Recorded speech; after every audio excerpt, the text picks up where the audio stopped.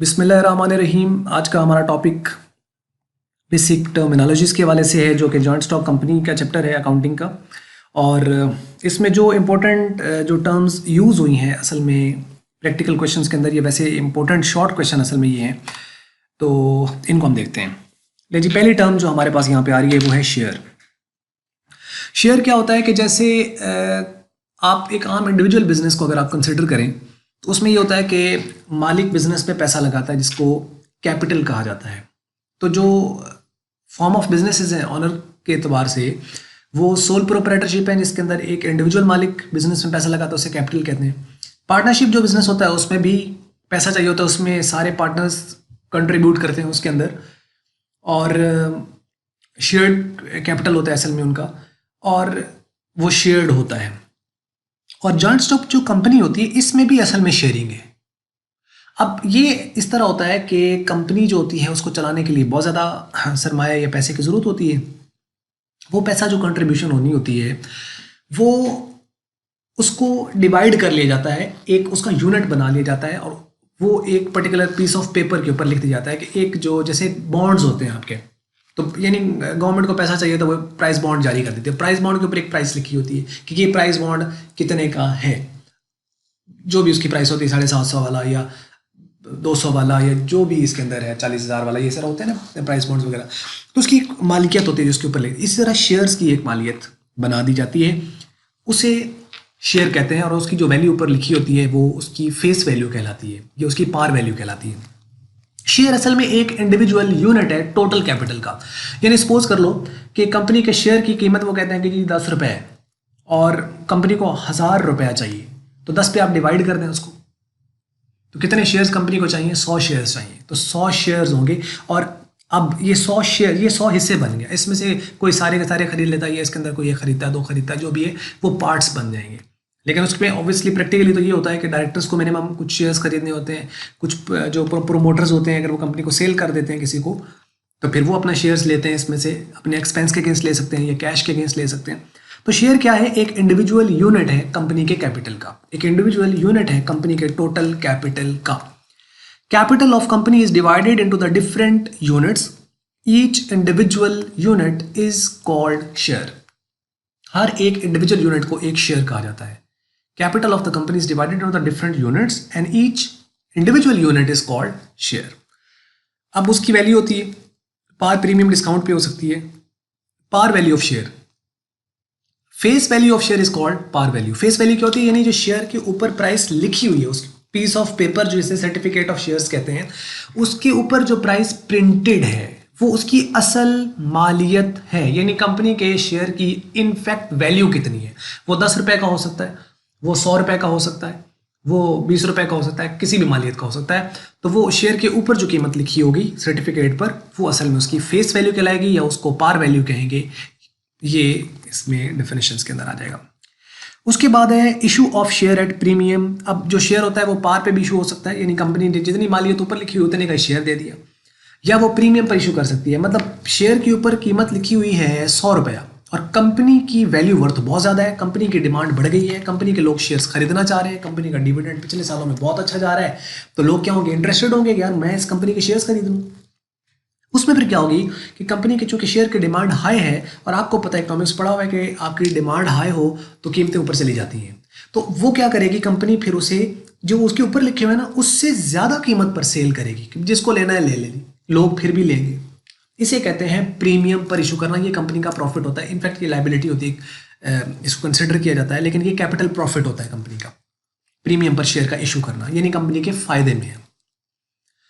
अब ये issue of share at premium कहलाएगा when a share is issued at value more than its par value, more than its par value, par value से ज्यादा पर, then it is called issue of share at premium. फिर इसको issue of share at premium कहा जाता है। Let par value of share is ₹100, then issuance of share at ₹110 would be called issue of share at premium.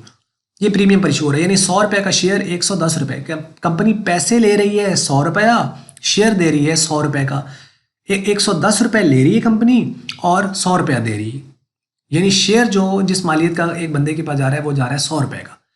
उसकी मालियत कितनी है 100 रुपये, लेकिन कंपनी उसे पैसे कितने ले रही है 110 रुपये। ये है शेयर का प्रीमियम पर इशू करना। उसके बाद है issue of share at discount. When share is issued at value less than its par value, जब इसको शेयर को इशू किया जाता है लेस देन पार वैल्यू से, then it is called issue of share at discount. इसे discount पर कहा जाता है। Let par value of the share is ₹100, then the issuance of the share at 90 would be called issue of share at discount. 90 पे आप करेंगे तो उसको डिस्काउंट पे कहते हैं। अब जब कंपनी डिस्काउंट पर शेयर इशू करती है तो उसके लिए पहले तो एक कंपनी को परमिशन लेना पड़ता है कोर्ट की तरफ से। प्रीमियम पर कोई इशू नहीं होता, डिस्काउंट पर इशू करते हुए कंपनी को परमिशन लेना पड़ता है, क्योंकि गवर्नमेंट ये देखती है या कोर्ट ये देखता है कि ये सस्ते बेचकर दूसरी कंपनी को ख़राब तो नहीं करना चाहते, उसके कस्टमर तो नहीं खींचना चाह रहे। इसलिए इसका एक सैंक्शन अगर अप्रूव हो जाता है तो फिर कंपनी को डिस्काउंट पर शेयर इशू करना होता है। और उस पर 2 बातें और हैं कि अगर वो अप्रूव हो भी जाती है तो मैक्सिमम जो rate of discount company offer कर सकती है वो 10% है। 10% से ज़्यादा डिस्काउंट नहीं दे सकती कंपनी, मैक्सिमम 10% है। ये एमसीक्यूज में आपने याद रखना है। और दूसरा, जब उसको अलॉटमेंट हो जाती है, यानी उसको कह दिया कि हाँ अब आप शेयर डिस्काउंट पर इशू कर दें, तो आपको 60 दिन के अंदर अंदर शेयर इशू करने होते हैं, 60 डेज़ के अंदर। अगर 60 दिन से ज़्यादा हो जाएगा तो फिर आपको दोबारा से उसका परमिशन ये वो प्रोसीजर फॉलो करना होगा। उसके बाद है शेयर कैपिटल। शेयर कैपिटल आपके पास टोटल, यानी जो शेयर थी उसकी मालियत, इनफैक्ट टोटल मालियत कितनी, यानी एक है ना पार वैल्यू। अब एक शेयर की कीमत है 100 रुपया फॉर एग्जाम्पल, और अगर आपके पास जो है वो 1000 शेयर हैं तो शेयर कैपिटल कितना हो जाएगा, आप 100 को 1000 से मल्टीप्लाई कर देंगे। Total share, number of shares को पार वैल्यू से मल्टीप्लाई कर दिया जाए तो ये उसकी टोटल शेयर कैपिटल आ जाता है कि इतना लोगों ने इसमें पैसा लगाया हुआ है, इतनी मालियत लोगों की है इनफैक्ट, यानी उनका क्लेम हो सकता है किसी एसेट के ऊपर, क्योंकि जब इन्वेस्टमेंट को मालिक करता है तो उसका शेयर्स एसेट्स के ऊपर क्लेम होता है इनफैक्ट। तो यहाँ पे देखें कि शेयर कैपिटल क्या होगा, amount of capital raised by company by allotment of share, यानी जो शेयर्स अलॉट करके जो पैसा उसने कमाया, रेज किया, वो कमाया नहीं यानी रेज किया, जो पैसा कलेक्ट किया है, उसकी इन्वेस्टमेंट ली है, वो वाला उसका शेयर कैपिटल कहलाएगा। Share capital is always credited with the par value. ये बहुत इंपॉर्टेंट लाइन है, इसको याद रखिएगा। शेयर कैपिटल हमेशा पार पे क्रेडिट होता है। ये क्यों पार पे क्रेडिट होता है, आगे हम इसको जब शेयर को इशू करते हैं तो मैं उसमें आपको बताता हूँ कि पार पे ही हमेशा क्यों क्रेडिट होता है। हालांकि इशू तो ये प्रीमियम और डिस्काउंट पे भी हुआ है। तो ये याद रखिएगा line, share capital is always credited with the par. एक तो ये होगा क्रेडिट, क्योंकि कैपिटल देखो ना, कैपिटल है तो कैपिटल हमेशा क्रेडिट होता है, बढ़ता है। तो शेयर कैपिटल होगा तो वो भी बढ़ेगा, तो क्या होगा, क्रेडिट होगा, तो इसलिए पार पे होगा। तो उसके बाद है डिविडेंड। डिविडेंड क्या होता है कि जो कंपनी की अर्निंग होती है, जो उसने कमाई होती है, उसे डिविडेंड कहते हैं। Payment made by company to its shareholder as an earning. एक जो कमाई करती है, अर्निंग करती है, और वो अपने शेयर होल्डर्स को वो पे करती है, उसे डिविडेंड कहते हैं। यानी कंपनी का आप कह सकते हैं कि जो प्रॉफिट हुआ, जो उसने डिस्ट्रीब्यूट किया, उसे डिविडेंड कहते हैं। डिविडेंड यानी डिवाइड होने वाली रकम। प्रीलिमिनरी एक्सपेंसेस, या इनको प्राइमरी एक्सपेंस भी कहा जाता है। Expenses incurred by company at the time of its formation, यानी जब कंपनी को बनाया जाता है तो उस वक्त जो खर्चे होते हैं उसे प्रीलिमिनरी एक्सपेंस कहा जाता है, और ये प्रोमोटर्स करते हैं। is called preliminary expense. Preliminary expenses are also called primary expenses, and these expenses are treated as fictitious asset and are written in balance sheet as asset side. अब चूंकि company के बनाने पर बहुत ज़्यादा खर्चा आता है, तो अगर आप एकदम ही उसे आप अपना एक्सपेंस ट्रीट कर लें तो कंपनी तो पहले साल लॉस शो करेगी, तो लोगों को लगेगा ये तो कंपनी बेकार है, इतना नुकसान। तो उसलिए फिर इसको अपना एक्सपेंस लिखा नहीं जाता, इसको एसेट कंसिडर करके रिकॉर्ड किया जाता है, और आने वाले दिनों में उसमें से जो पैसा होता है वो राइट ऑफ होता चला जाता है। तो यानी ये एक एसेट कंसिडर किया जाता है जिसकी कोई मार्केट वैल्यू तो इनफैक्ट नहीं है। एक्सपेंस की क्या मार्केट वैल्यू नहीं है, खर्चा हो गया है, लेकिन इसका चूंकि बेनिफिट कंपनी ने लॉन्गर पीरियड ऑफ टाइम लेना है, एक बार एस्टेब्लिश हो गई, उसके ऊपर जो भी लीगल एक्सपेंस हुए हैं या बाकी जो कंपनी का इंफ्रास्ट्रक्चर खड़ा करने में जितना खर्चा आया, वो सारे के सारे इनफैक्ट प्रीलिमिनरी या प्राइमरी एक्सपेंस है जो प्रोमोटर्स ने पे किए हैं। प्रीलिमिनरी एक्सपेंसेस कौन पे करता है, प्रोमोटर्स, जिन्होंने कंपनी को प्रमोट किया होता है, जिन्होंने कंपनी को बनाया होता है। असल में ये रियल ओनर होते हैं। तो जो प्राइमरी एक्सपेंस होंगे इनको फिक्टिशियस एसेट कंसिडर किया जाता है, और यही वजह है कि ये जॉइंट स्टॉक कंपनी की बैलेंस शीट में एसेट साइड पर लिखी जाती है। उसके बाद है गुडविल। गुडविल होती है शोहरत कंपनी की, जो उसकी अच्छाई होती है किसी दूसरे के साथ, और ये एक इंटेंजिबल एसेट होता है कंपनी का। Goodwill is an intangible asset of the business which is shown on the asset side of the balance sheet. Goodwill arises when a company purchases an other company and pays more than the actual purchase consideration. यानी company ने ये और case में भी आ सकती है, वैसे valuation भी होती है, लेकिन एक केस इसका ये है कि सपोज करो कि 100 रुपया की कंपनी एक कंपनी है जिसने बी कंपनी, जिसकी वैल्यू वर्थ, उसकी नेट जो वैल्यू वर्थ है वो 100 रुपये है, 100 रुपये की उसने उसको खरीदा है। अब कंपनी अगर उसे 100 रुपये की खरीद कर उसे पे अगर वो करती है 105 फॉर एग्जाम्पल, तो ये 5 रुपये कंपनी उसे एक्स्ट्रा पे कर रही है। ये 5 रुपये कंपनी का उसके साथ गुडविल होगा, ये गुडविल कहलाती है। तो गुडविल क्या होता है, वो हमारा इंटेंजिबल एसेट होता है, बैलेंस शीट में लिखा जाता है, और इसके ऊपर आगे प्रॉब्लम भी है, वो हम देखेंगे इसके साथ। और फिक्टिशियस एसेट मैंने आपको यहीं बता दिया, ये वाला फिक्टिशियस एसेट आपको समझ लग गया होगा, इनकी कोई मार्केट वैल्यू नहीं होती। इनफैक्ट मार्केट वैल्यू नहीं होती, लेकिन होते ये एसेट है। ऐसे एसेट भी होते हैं जिनकी कोई मार्केट वैल्यू नहीं है, लेकिन स्टिल वो एसेट है। तो कौन से एसेट है? Fictitious asset. तो fictitious asset आपको वो कहता है कि जी but shown on the asset side of the balance sheet and known as fictitious asset. For example the primary expenses, discount on the issue of shares and the discount on issue of debenture. ये सारे के सारे primary expense हो गए, जैसे ये ऊपर बात की है, या discount on issue of share हो या discount on issue of debenture हो। अब हैं तो ये डिस्काउंट या तो रेवेन्यू होता है या एक्सपेंस होता है। अब ये चूंकि कंपनी ने डिस्काउंट दिया है तो इसके लिए एक्सपेंस होगा, लेकिन इसके एक्सपेंस लिखा नहीं जाएगा, एसेट कंसिडर होगा ये वाला, क्योंकि ये बहुत ज़्यादा होता है। और आने वाले दिनों में इसमें से कुछ अमाउंट साल साल थोड़ी थोड़ी करके राइट ऑफ कर दिया जाता है। उसके बाद डायरेक्टर जो है ये कौन होता है? असल में ये कंपनी का मैनेजर होता है। डायरेक्टर कौन है कि जो कंपनी को मैनेज कर रहा है, यानी ऐसा बंदा जो ये एम्प्लॉय तो नहीं है उस तरह का, जैसे कि आप नीचे एक काम करने वाला होता है। ये कंपनी का असल में इसके पास होल्ड होता है सारी कंपनी का ओवरऑल। और प्राइवेट कंपनी के डायरेक्टर्स की तादाद और होती है, जो पब्लिक लिमिटेड कंपनी होती है उसके डायरेक्टर की तादाद और होती है। तो person who manages the affairs of business is called director, उसे डायरेक्टर कहा जाता है। तो directors are appointed by the shareholders by voting.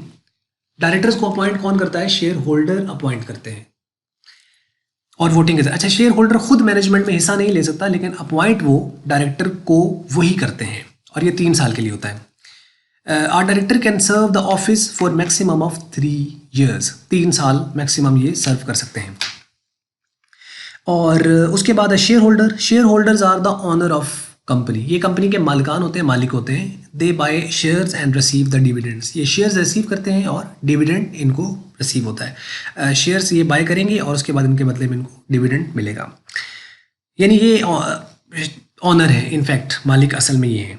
Promoters भी असल में मालिक ही होते हैं, क्योंकि इन्होंने इस कंपनी को फाउंड किया होता है। उसके बाद फिर ये अगर उसको सेल कर दें और मैनेजमेंट में चले जाए और ये अपना कुछ हिस्सा ले लेते हैं, तो ये फिर साइड पे हो जाता है। लेकिन ये फाउंडर तो ऑब्वियसली यही है।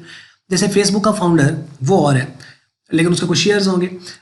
इसी तरीके से आपके पास यूट्यूब है, तो यूट्यूब के फाउंडर और हैं, लेकिन इस वक्त वो गूगल के अंडर आती है। तो ये यानी फाउंडर और होते हैं जिन्होंने इसको प्रमोट किया होता है। प्रोमोटर्स, उनके फिर शेयर्स होते हैं, या फिर उनसे खरीद ही लिया जाता है, उनको टोटल पेमेंट करके उनसे खरीद लिया जाता है। तो या तो उनके शेयर साथ चलते रहते हैं, या फिर उसको पेमेंट करके उनको फारिग करा दिया जाता है।